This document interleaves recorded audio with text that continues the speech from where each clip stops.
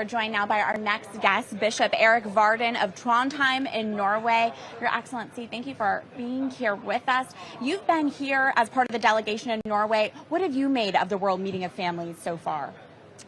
Well, obviously, it's only halfway through the program, but I found it enriching. One of the things that the Holy Father always insists on is that we must embody the Christian vision in life as it is, in reality. And I think one of the things which has been admirable so far is the extent to which the reality of human lives have been expressed on stage and been the object of discussion and exchange. And I think that's very enriching. You know, Bishop, I love to talk about the World Meeting of Families, but there's a question on my mind that I know is going to be on our viewers' mind. You're a prelate, you're a bishop prelate, not of a diocese, but of a territorial prelature, which I've never heard of, actually. I had to look this up. So can you tell us what a territorial prelature is and why it's not a diocese? Well, I must confess that I also had to Google it in order to find out what it was. Yes, exactly. Well, a territorial prelature traditionally is a fledgling diocese in mission territory. And the territorial prelatures used to be under the direction of the Congregation of Propaganda Fide. Of the propagation of the faith. Exactly.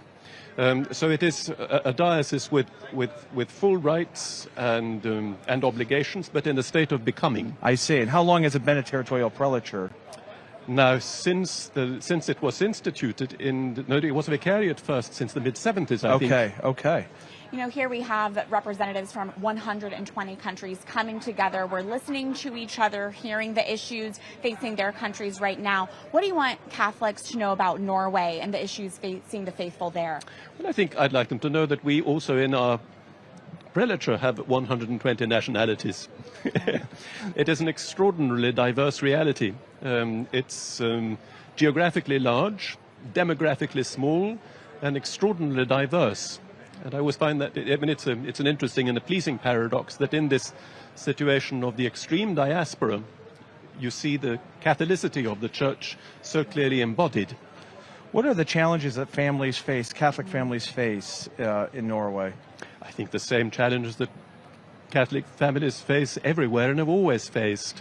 I mean, obviously, our times pose particular challenges, but I think, you know, the fundamental ones of experiencing and constructing families as places of love, of self-giving, self-transcendence, reconciliation, places in which the life of Christ is realized and passed on. Those are perennial challenges, and I think it's always so important to lodge ourselves in those fundamental challenges first, and on that basis to look at the particulars. It's been beautiful to see the diversity here at the World Meeting of Families, obviously, but also the common threads throughout, as you mentioned. You know, the theme here is family love, a vocation and a path to holiness, and I'd love to hear, how did your family help to shape your vocation? I think mainly in a very undemonstrative way, and as something that was taken for granted, embodying those values of unity, I think my sisters and I could always take it for granted that our parents were there, that they had really given us life and they were leading us through it, and our family was a place where we could be ourselves, but we're all also challenged to grow as human beings and as a family unit. And I think something of that, the harmony, which has really been my experience of family, has been profoundly formative and inspiring. One of the things, of course, you're a Cistercian, right? That's right. So, and now you're a bishop. And, you know, my participation here at the World Meeting of Families, here with EWTN as a religious, there's a lot of similarities between family life and our life as consecrated religious and vowed religious. Absolutely.